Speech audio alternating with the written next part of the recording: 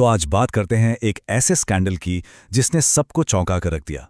ये कहानी है भारत के नासिक शहर की और ये जुड़ी है दुनिया की सबसे बड़ी आईटी कंपनियों में से एक टाटा कंसल्टेंसी सर्विसेज यानी टीसीएस से।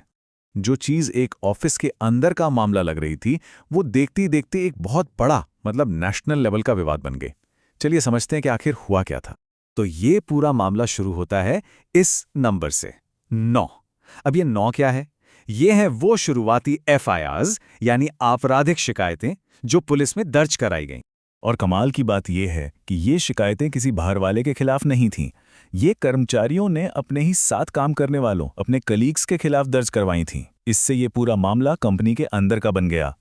तो सवाल यही उठता है कि आखिर इतनी बड़ी, इतनी जानी-मानी कंपनी के बंद दरवाजों के पीछे चल क्या रहा था जिसने पूरे देश में हलचल मचा दी। चलिए सबसे पहले एक नजर डालते हैं उन संगीन आरोपों पर जो पीड़ितों ने लगाए थे। 9 कर्मचारियों ने, जिनमें एक पुरुष भी शामिल थे, जो आरोप लगाए वो सच में बहुत ही गंभीर थे। मतलब पीछा करने और निगरानी रखने से लेकर शादी का झांसा देकर रेप, छेड़छाड़, और बात यही नहीं रुकी, बीफ खाने के लिए मजबूर करना, कुछ खास तरह के धार्मिक काम करवाना और जबरदस्ती धर्म बदलवाने तक के आरोप थे। और इन आरोपों को एक मानवीय चेहरा दिया एक पीड़ित के इस बयान ने।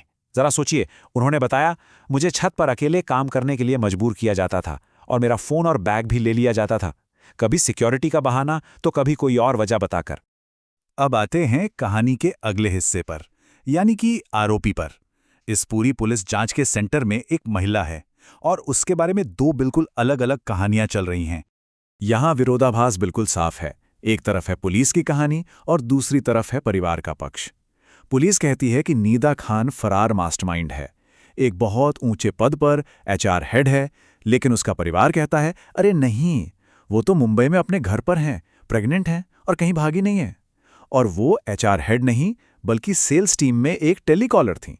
मतलब जमीन आसमान का फर्क है दोनों बयानों में। अच्छा, पुलिस का यह भी कहना है कि उन्होंने ऐसे ही हवा में बात नहीं की। उनके मुताबिक गिरफ्तारी से पहले 6 महिला अफसरों ने 40 दिन तक अंडा कवर ऑपरेशन किया था। मतलब कर्मचारी बनकर काम किया और तब जाकर उन्हें लगा कि इन शुरुआती आरोपों में दम है। तो ये तो हुई लोगों की बात, लेकिन अब सवाल उठता है कंपनी पर।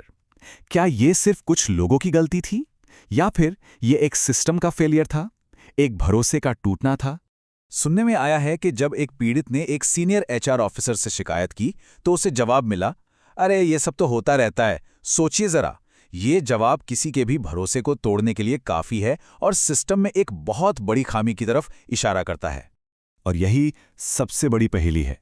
जांच करने वाले अब यही पता लगाने की कोशिश कर रहे हैं कि जिस कंपनी के पास कागज पर एक प्रॉपर इंटरनल कंप्लेंट्स कमिटी है, वहां के कर्मचारियों को ऐसा क्यों लगा कि वो इसका इस्तेमाल कर ही नहीं सकते। मतलब सिस्टम तो था पर शायद भरोसा नहीं था। चलिए एक नजर डालते हैं कि जब ये सब हो रहा था तो कंपनी ने क्या कदम उठाए। 26 मार्च को पहली एफआईआर हुई। अप्रैल की शुरुआत में टीसीएस ने उन कर्मचारियों को सस्पेंड कर दिया जिनके खिलाफ जांच चल रही थी। फिर 12 अप्रैल को कंपनी ने एक स्टेटमेंट जारी किया जिसमें उन्होंने अपनी जीरो टॉलरेंस पॉलिसी की बात की। और फिर अप्रैल के बीच में टाटा सन्स के चेयरमैन ने खुद इन आरोपों को बहुत ही चिंताजनक और दुखद बताया। लेकिन ये कहानी सिर्फ एक कॉरपोरेट स्कैंडल तक ही सीमित नहीं रही। बहुत जल्द इस मामले ने देश की बड़ी-बड़ी सिक्योरिटी एजेंसियों का ध्यान अपनी तरफ खींच लिया। मामला इतना गंभीर हो गया कि अब इसमें सिर्फ नासिक पुलिस की एसआईटी नहीं बल्कि Maharashtra ATS, state intelligence department और यहां तक कि एनआईए यानी नेशनल इन्वेस्टिगेटिंग एजेंसी भी शामिल हो गई है। अब सवाल यह है कि एनआईए जैसी एजेंसी इसमें क्यों आई? इसकी वजह है एक संभावित इंटरनेशनल कनेक्शन। जांच में एक मलेशिया लिंक की बात सामने आई है जिसमें एक उपदेशक का नाम भी है। तो अब इस एंगल से भी जांच हो रही है कि कहीं इसमें कोई विदेशी फंडिंग या कोई चरमपंथी कनेक्शन तो नहीं है। और इसी बीच कुछ मीडिया आउटलेट्स ने इस पूरे मामले को एक नाम दे दिया, कॉरपोरेट जिहाद। उनका आरोप है कि एक टारगेटेड, एक सांप्रदायिक ऑपरेशन था। यह बताना जरूरी है कि यह शब्द मीडिया की तरफ से आया है और एक खास नजरिए को दिखाता है।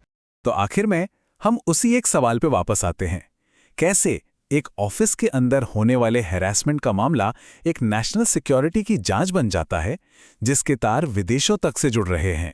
ये सवाल वाकई इस कहानी के चौंकाने वाले मोड़ को दिखाता है और हमें इसके गहरे नतीजों के बारे में सोचने पर मजबूर करता है।